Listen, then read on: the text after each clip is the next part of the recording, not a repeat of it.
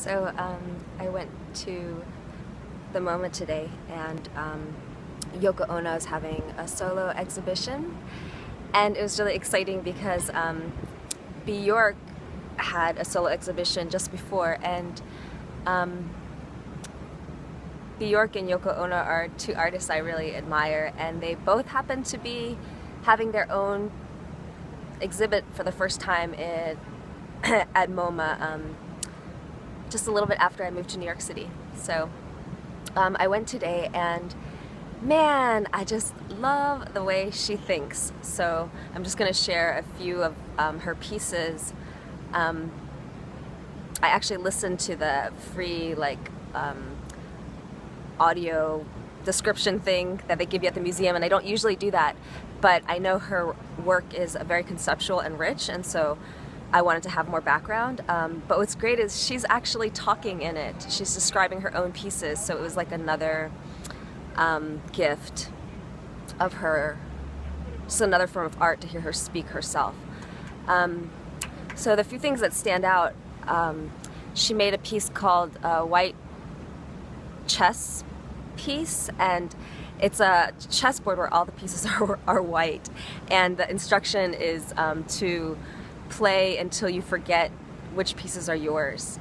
And she said what ends up happening is, at first people play and they can remember where things are until one person starts to lose, and then they're like, wait, that's my piece, no, that's my piece. And she said it ends up resulting in like laughter and fun, and that's really what life is, you know, the way it could be. So I thought that was really, it's so simple, but the idea is like, yeah, we're really not on different sides, and if we could forget or suspend the belief that you know, the conflicts or interactions we have are actually you know, a place of warring, and not really just a fun game, then we could actually maybe enjoy ourselves more.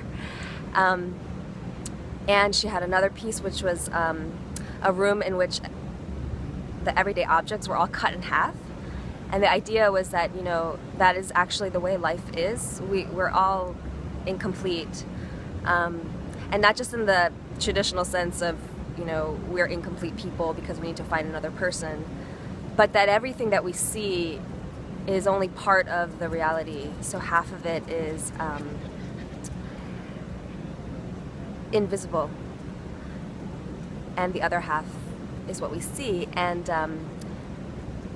John Lennon's response when she had this idea was that you should put the other half in glass bottles, and so there's glass bottles displayed with labels like half of a lamp, half of a tea kettle, that represents the invisible side. And seeing her cut piece, it's pretty famous, the one where she sits on stage and lets spectators cut a piece of her clothing off.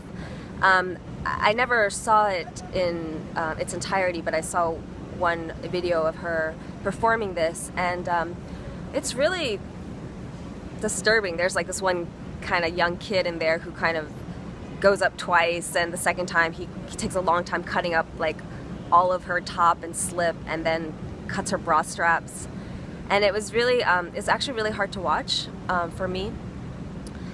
But she said her intention was to, you know, show that, yeah, this is how women are treated in our society, like objects, but also that if as women we just let it happen, that kind of disarms the other person, right? Like, you're not resisting, you're not fighting, you're being peaceful. And it really, I mean, watching her face and her vulnerability while this guy and all these people are cutting up her covering, there really is, you know, that strength in vulnerability where you can't project onto her. You know, it's obvious that the people who are being kind of aggressive or wanting to, I don't know, somehow humiliate her, or take what they can get, you see that it's all them, you know. And she did another piece where she picked up shards of glass on the street and labeled them with a future date and sold them as the sky on that future date.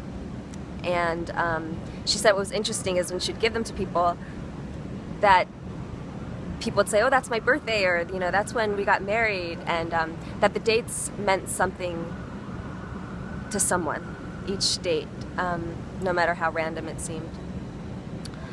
So that kind of reminded me of my crane project, which the crane project, it's called A Scavenger Hunt in Reverse, and the video of it was inspired actually by Yoko Ono. Her book of instructions called Grapefruit.